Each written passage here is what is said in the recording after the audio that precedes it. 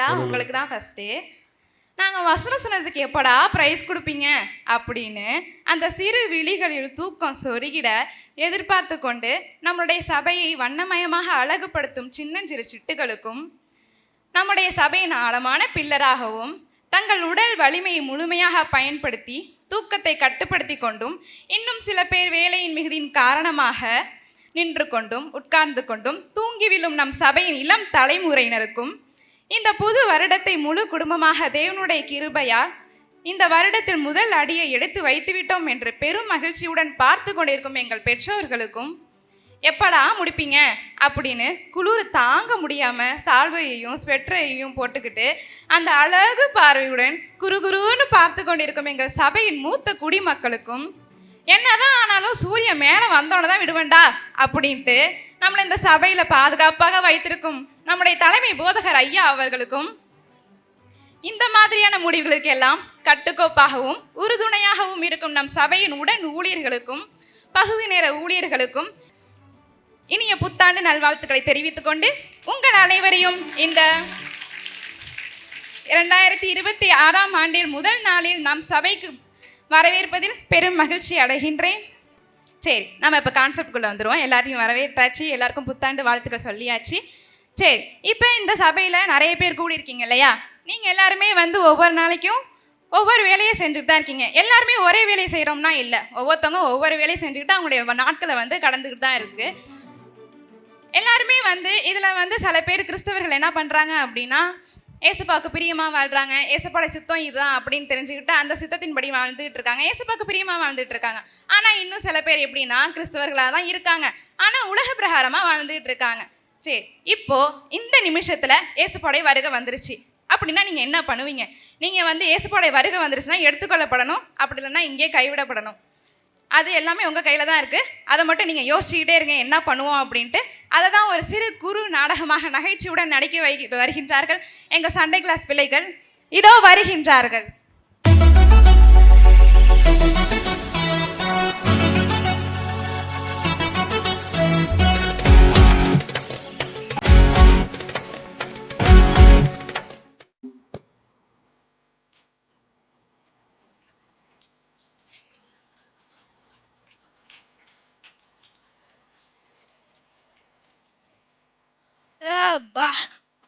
ஒரு 4 முறை வேலை செஞ்சுட்டு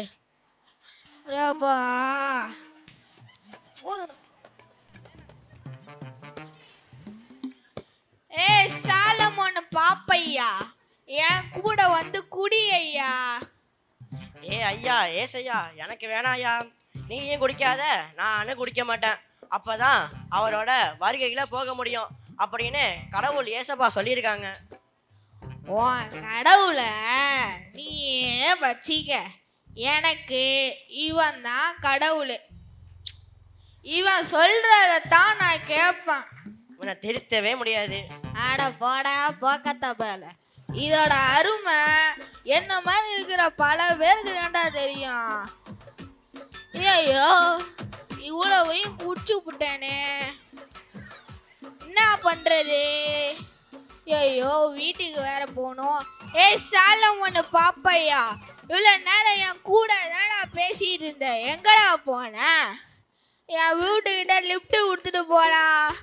ஐயோ, எப்படி போவேன் என் வீட்டுக்கிட்டே? ஒன்றுமே தெரிய மாட்டேங்குது. ஐயோ ஐயோ, யாராவது என்ன கூட்டு போங்களா? எவனாவது கைத்தாங்களா? கூட்டு போங்கயா. இந்த கண்ணு வேற பிளர்ரா தெரியுது. ஐயோ அத்தா, ஐயோ எப்படி வீட்டுக்குள்ளே போகிறோனோ. மற்றவன் வீட்டுக்குள்ளே போயிட்டோம்னா செருப்பை வச்சு வளர்க்க மற்ற வச்சுல அடிக்கிறாங்க. போவோம், எவனாவது கைத்தாங்களா? கூட்டு போவாங்களான்னு பார்ப்போம். மணி வேற 4:30 ஆச்சு, ப்ரேயர் பண்ணுறதுக்கு டைம் வேற வந்துருச்சு. ஏசப்பா வேற வந்திருப்பாங்க. முதல்ல போயிட்டு ப்ரேயர் பண்ணுவோம்.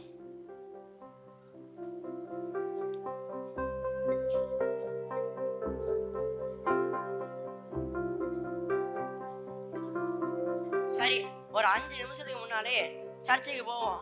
அப்பதான் ஆண்டவரை பார்க்கலாம், பாடலாம், துதிக்கலாம், தேவ வார்த்தையை கேட்கலாம். அப்பா, இந்த வாரத்துல ஒரு நாள் ஆண்டவருக்கு கொடுக்க நான் கொடுத்து வச்சிருக்கணும். சரி, சீக்கிரமா போய் கிளம்புவோம்.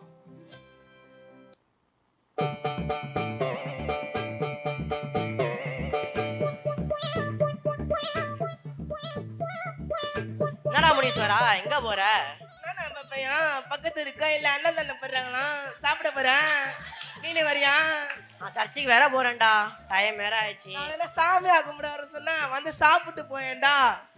அவன் சாப்பிட்றதுக்கே வழி இல்லாம உட்காந்துருக்கான், வந்து சாப்பிட்டு போடா. எம்மதமும் சம்மதம் தான்.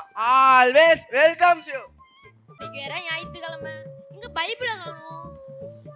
அதான் நம்மள்ட்ட செல் இருக்கே, அப்புறம் என்னதுக்கு? இன்னைக்கு வேற ஞாயிற்றுக்கிழமை, நானே வருஷத்துல ஒரு முறை தான் சர்ச்சுக்கு போவேன். இந்த பாஸ்டர் வேற முடிக்கி திட்டுவாரு. வெள்ளேன்ட்டு வந்துட வேண்டியதுதான். ஒருத்தனும் கூட்டும் போக மாட்டான், மத்தவன் வீட்டுல போய் அடி வேற வாங்கிட்டு வந்துட்டேன். ஏய்யே என்ன இடம் இது? லைட்டு பளீர்னு அடிக்குது. இடம் வேற புதுசா இருக்கு. சரி என்ன இடம்னு தெரில, போய் படுப்போம். ஏப்பா உடம்பெல்லாம் வலிக்குது.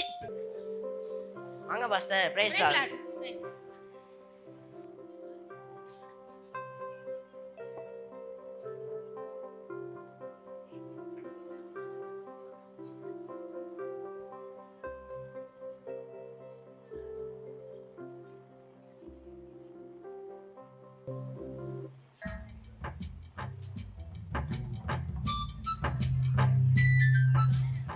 என்ன எல்லாம் அல்லோலியா அல்லோலியான்னு கத்திட்டே கிடக்காங்க.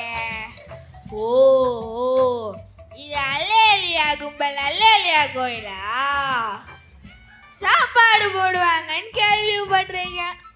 சரி இப்போ படுத்துட்டு அப்புறம் சாப்பிட்டுட்டு படுப்போம். எப்போ போத தெரியுதோ அப்போ எந்திரிச்சு போவோம். எப்பா உடம்பெல்லாம் வலிக்குது, இனிமேல் கொஞ்சம் போதை கம்மியாதான்ப்பா போடணும். ஏம்மா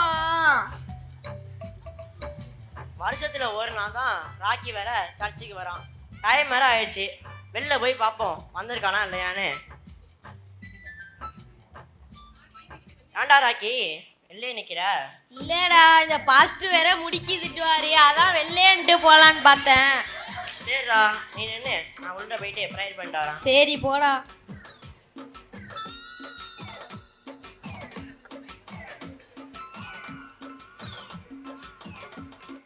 ஆராதனை முடிந்த பிறகு, ஏ தம்பி எப்பூரா இருக்க? நானாக்கா, நான் நல்லா இருக்கேன், நீங்க? நான் நல்லா தாண்டா இருக்கேன்.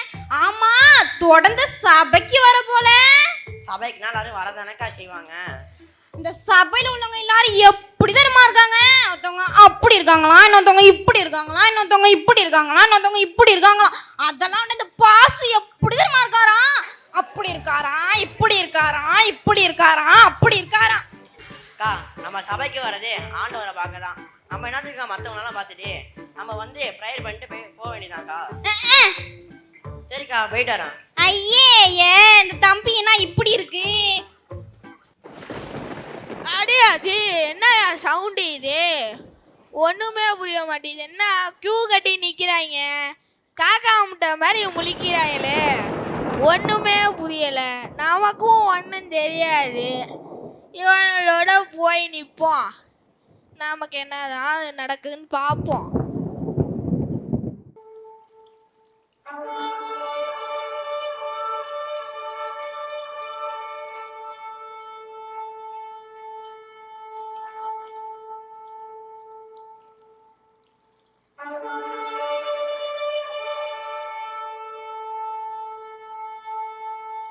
என்னடா இது? இதாண்டா பரலோகம். என்னது பரலோகமா? ஐயே இந்த பாஸ்டர் சொன்னாரு அந்த பரலோகம் இதானா? ஆமாண்டா, இதே தான்டா. ஏ அப்பா, தங்கம் தக தக தக தக தங்கம் மின்னுது. ஒரு வேலை நான் நினைக்கிற மாதிரி இது பெரிய டாஸ்மாகா தான் இருக்கும். எப்படி இருந்தாலும் ஃபாரின் சரக்கு அடுக்கி வச்சிருந்துருப்பாங்க. ஒரு பாட்டில் எடுத்து குடிச்சிட்டு மட்டை ஆயிட வேண்டியதுதான். இனிமேல் தினமும் மட்டை ஆயிட வேண்டியதுதான். ஐயோ எனக்கு ரொம்ப சந்தோஷமா இருக்குது. பாட்டில் ரவி, நான் தாங்க. என்ன கூப்பிட்டீங்க? எதுக்கு? எதுக்கு கூப்பிட்டாங்க? ஓ, நம்ம பாட்டிலை பற்றி பேசிட்டு இருந்தோம் போல, அதை கேட்டிருப்பாங்க. அதான் பாட்டில் கொடுக்க கூப்பிட்டுருப்பாங்க. இவங்க தான் ஓனரோ? இன்னும் அந்த பக்கம் கையை காட்டுறாங்க. ஒருவேளை அந்த பக்கம் தான் பாட்டில்லாம் அடுக்கி வச்சிருக்காங்களோ? யார் இந்த அக்கா எங்கே கூப்பிட்டு போகிறாங்க? ஐயோ, என்ன சத்தம்? எரியுதே!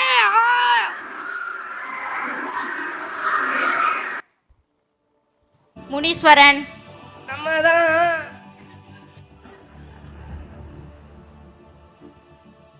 என்னடா இது சவுண்டு? ஐயோ எரியுதே!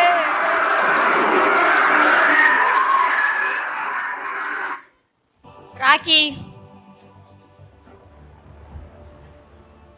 நான் என்ன ஆண்டவரே பண்ணல? மகனே, நீ என்ன செய்யவில்லை?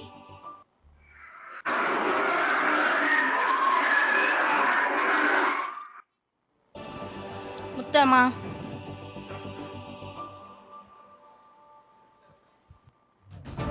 ஐயோ, ஏக்கா என்ன விடுங்க. ஐயோ ஐயோ எரியுதே.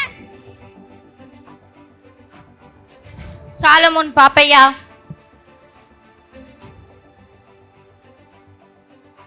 மகனே, நீ பாக்கியவான்.